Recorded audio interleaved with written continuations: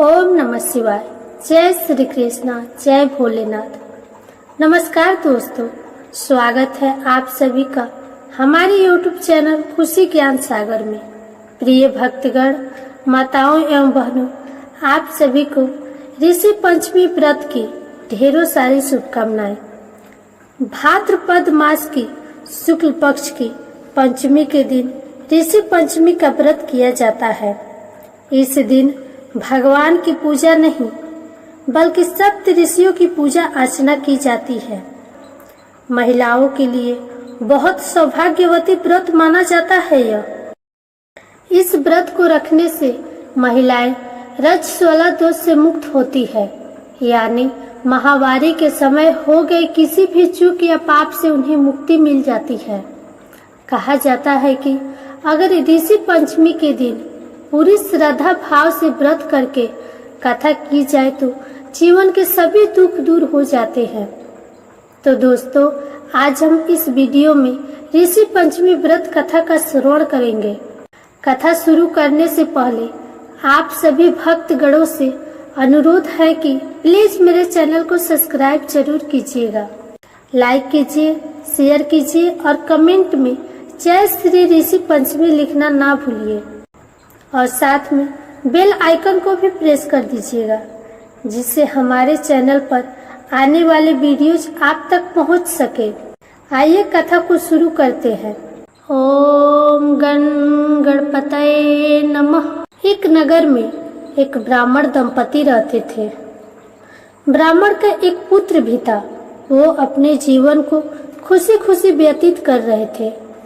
एक दिन की बात है, ब्राह्मण की पत्नी ने कुछ ऋषियों को भोजन के लिए आमंत्रित किया, लेकिन उसी दिन उस ब्राह्मण की पत्नी रजस्वला हो गई। रजस्वला का मतलब माहवारी होता है। उसकी माहवारी हो गई। अब वह चिंतित हो गई। वो सोचने लगी कि अब क्या करूं? मैं तो ब्राह्मणों को भोजन पर बुलवाया है, अब उन्हें कैसे भोजन करा पाऊंगी? तभी वह सोचते सोचते अपनी एक पड़ोसन के पास गई और अपना सारा बात बताई और बोली कि अब मैं क्या करूं? मैंने तो ऋषियों को भोजन करने का न्योता दिया है और आज ही मैं रजस्वला हो गई। तो पड़ोसन ने बताया कि तू ऐसा कर, 7 बार स्नान कर ले और 7 बार कपड़ा बदल ले और फिर खाना बना ले। तो ब्राह्मणी ने ठीक वैसा ही किया जैसा कि पड़ोसन बताई।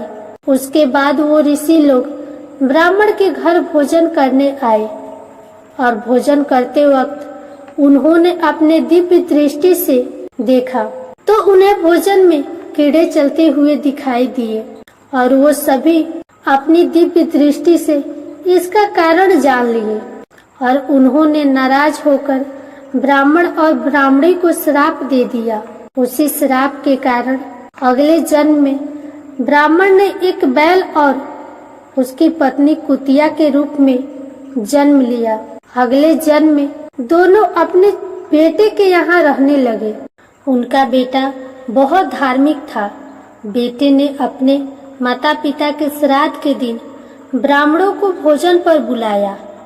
यह देखकर वो बैल और कुतिया आपस में बात करने लगे कि अपना बेटा श्राद्ध कर रहा है, आज तो खीर और पूड़ी खाने को मिलेगी। अपने घर ब्राह्मणों को खाने के लिए उन्होंने तरह तरह के पकवान बनाए और ब्राह्मण के बेटे की पत्नी ने खीर बनने के लिए चढ़ा दिया। जब वो किसी काम से बाहर गई तब एक सांप आया और खीर वाले बर्तन में अपना विष छोड़ दिया। कुतिया बनी बेटे की माँ ने यह सब कुछ देख लिया और सोचने लगी कि यदि अब यह विष वाला भोजन ब्राह्मण खाएंगे तो उनकी मृत्यु हो जाएगी और हमारे बेटे पर ब्रह्म हत्या का पाप लग जाएगा। इसलिए उन्हें इस पाप से बचाने के लिए कुतिया ने उस बर्तन में अपना मुंह लगा दिया।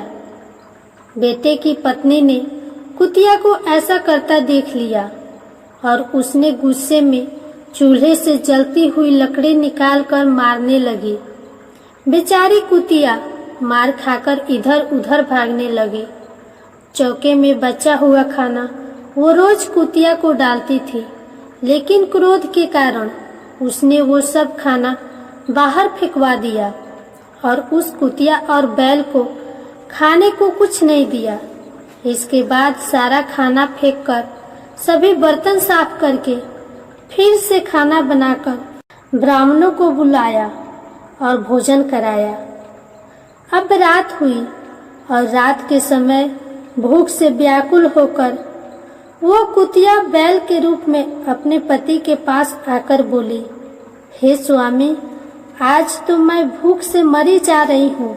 वैसे तो मेरा पुत्र रोज मुझे कुछ न कुछ खाने को देता था, लेकिन आज मुझे कुछ नहीं मिल सका। मैंने तो सांप के विष वाली खीर के बर्तन को इसलिए छुआ कि उनको ब्रह्म हत्या का पाप न लगे। इस कारण से उसकी बहू ने मुझे बहुत मारा और खाने को भी कुछ नहीं दिया। तब उस बैल ने कहा, तेरे पापों के कारण तो मैं भी इस योनि में पड़ा हूँ और आज बोझा ढोते ढोते मेरी भी कमर टूट गई। आज मैं भी खेत में दिन भर हल जोतता रहा। हमारे पुत्र ने आज मुझे भी भोजन नहीं दिया और मुझे भी मारा। मुझे इस प्रकार कष्ट देकर उसने इस श्राद्ध को निष्फल कर दिया। अपने माता पिता के इन बातों को उनके बेटे ने सुन लिया और वो उनके दुख से बहुत दुखी हुआ।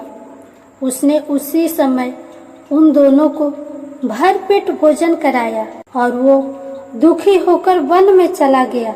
और वन में जाकर उसने ऋषियों से पूछा, माता पिता किस कर्मों के कारण इस नीच योनि को प्राप्त हुए हैं और किस प्रकार उन्हें इस योनि से मुक्ति मिल सकता है।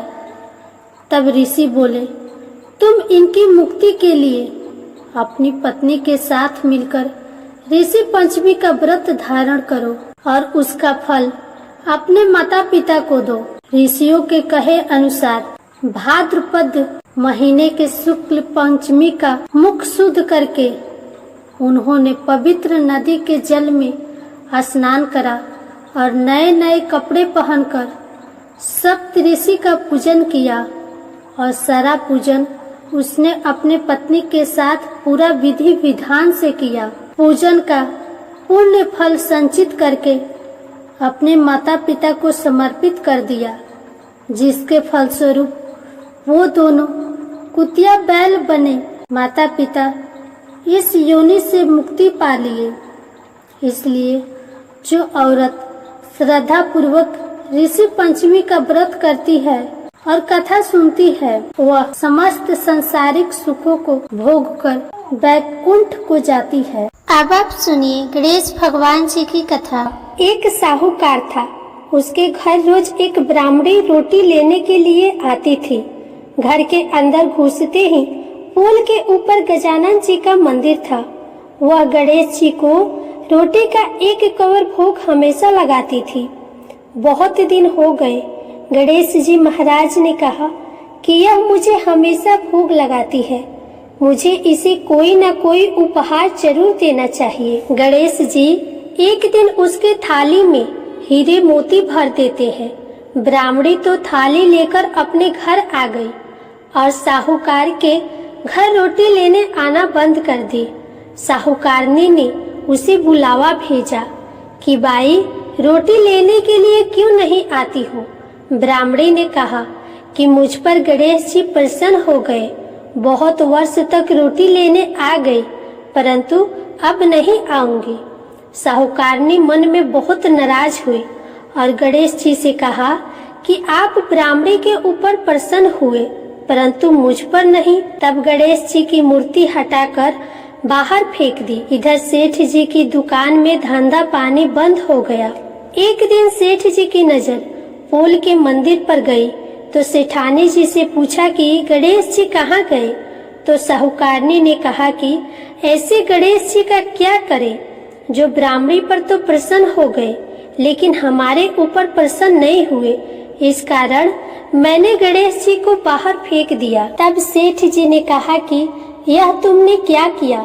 मेरा तो व्यापार और धंधा चलना बंद हो गया है। गणेश जी तुमने कहाँ फेंके हैं? जल्दी बताओ, मैं उन्हें वापस लेकर आता हूँ। साहूकार जी वापस से गणेश जी को लेने गए तो गणेश जी इतने भारी हो गए कि वे उठे ही नहीं। साहूकार जी ने कहा कि मेरे से गलती हो गई है, आप मेरे घर पधारिए। गणेश जी तो और भी भारी होते गए और कहा कि मैं तो नहीं चलूंगा, पहले साहूकारनी को बुलाकर यहाँ लाओ और वह मुझसे माफी मांगेगी तो ही मैं चलूंगा। और गणेश जी ने कहा कि मुझे हमेशा सवा से चूरमा का भोजन कराओगी तो ही मैं चलूंगा। साहूकार साहूकारनी को लेकर आए और उसे माफी भी मंगवाई और सवा सेर का चूरमा चढ़ाने की हाँ भी भरी। तब साहूकार और साहूकारनी ने गणेश जी को वापस घर में लाकर उन्हें पोल में बिठाया। ऐसा करने पर साहूकार का व्यापार फिर से चलने लगा। हे गणेश जी महाराज, जैसे साहूकार और साहूकारनी पर आप प्रसन्न हुए, वैसे सभी पर अपनी कृपा बनाए रखना। प्रेम से बोलिए गणेश भगवान की जय।